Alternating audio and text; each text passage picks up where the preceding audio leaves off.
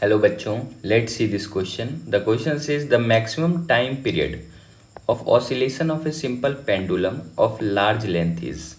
Four option दिया हुआ है: infinity, 24 hour, 12 hour and 1.5 hour. Key concept of the question is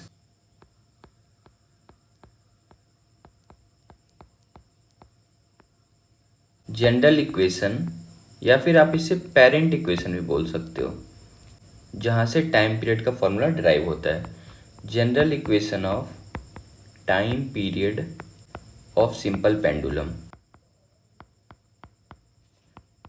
अगर आप पेंडुलम के लेंथ को अर्थ के लेंथ के कंपेरेबल मानते हो, तो उस कंडीशन में जो टाइम पीरियड आता है ये आता है 2π√1/g into 1/l plus 1/r.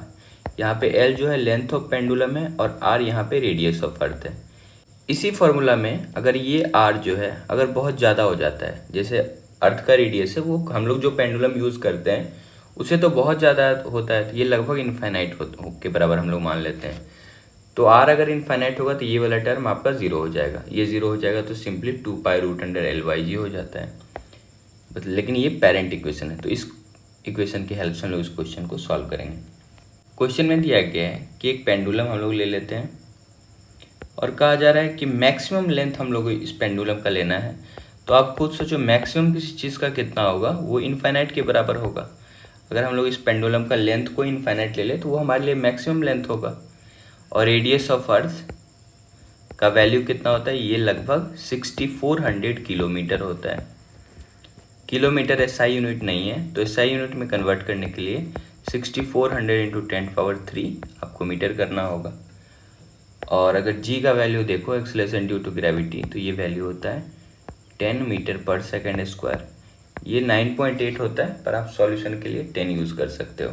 तो अगर हम लोग यहाँ पे टाइम पीरियड का एक रिलेशन लगाएं तो t इक्वल टू आप लिख सकते हो 2π√1 डिवाइडेड बाई यहाँ पे g और 1/l. l हम लोग इनफाइनाइट अगर लेंगे तो यहाँ पे आप 1/इनफाइनाइट लिखोगे प्लस 1/r. अगर इसे आप सिंप्लीफाई करोगे तो ये वाला टर्म तो 1/इनफाइनाइट ज़ीरो हो जाएगा. तो आप यहाँ से t इक्वल टू लिख सकते हो 2π√, यहाँ पे g इंटू 1/r होगा, तो r ऊपर चला जाएगा और नीचे g बच जाएगा सिर्फ r/g. बस इसे ही हमें वैल्यू पुट करना है, हमारा आंसर आ जाएगा. तो यहाँ से आप t इक्वल टू बोल सकते हो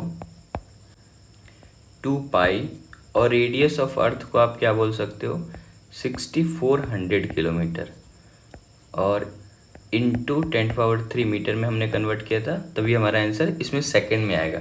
ये जो टाइम पीरियड है ये सेकंड में आएगा, क्योंकि एसआई यूनिट में आप सारा वैल्यू पुट करोगे तो ये सेकंड में आता है. और जी का वैल्यू हम लोग कितना लेंगे, 10 लेंगे अप्रॉक्स.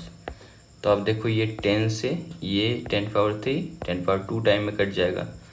अगर आप इसे थोड़ा सिंप्लीफाई करो तो 2π और ये देखो 6400 का जब रूट करोगे तो ये 80 हो जाएगा और 10⁻² का रूट 10 हो जाएगा. तो 2π इंटू 80 इंटू 10 और ये सेकेंड में आ जाएगा.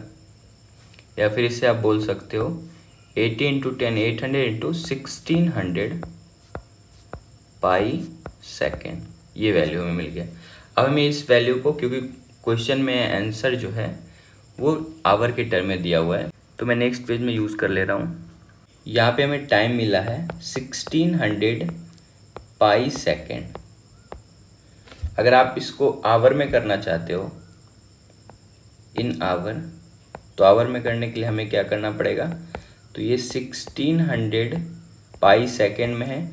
अगर आपको इसे आवर में कन्वर्ट करना है तो आपको 60 इंटू 60 से डिवाइड करना पड़ेगा, क्योंकि पहले सेकेंड को आप मिनट में कन्वर्ट कर रहे हो, फिर उसी चीज़ को आप आवर में कन्वर्ट कर रहे हो. तो 60 इंटू 60 हम लोग डिवाइड करेंगे तो ये वैल्यू 0 to 0 कैंसिल आउट हो जाएगा. 1 0 से 1 0, 2 से 3 बार में 6 और ये 2 से 8 टाइम में 16.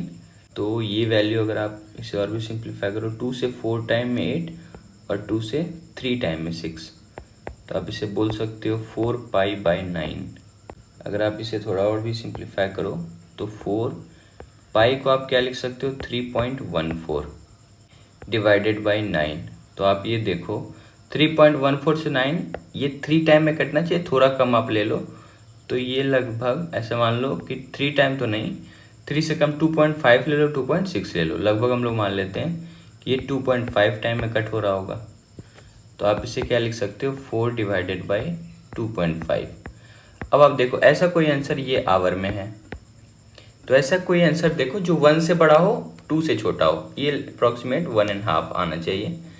तो एक ही आंसर दिया हुआ है 4, ऑप्शन नंबर 4 जो 1.5 आवर है। बाकी ऑप्शन नंबर सेकंड 24 आवर है और थर्ड 12 आवर है। और एग्जाम में नियरेस्ट आंसर ही आपको लाना रहेगा, तो यहाँ पे ऑप्शन नंबर 4 आ जाएगा। इसे आप अप्रॉक्सीमेट 1.5 आवर बोल सकते हो, half hour. So the correct option is option number 4. Hope you understood it well. Thank you.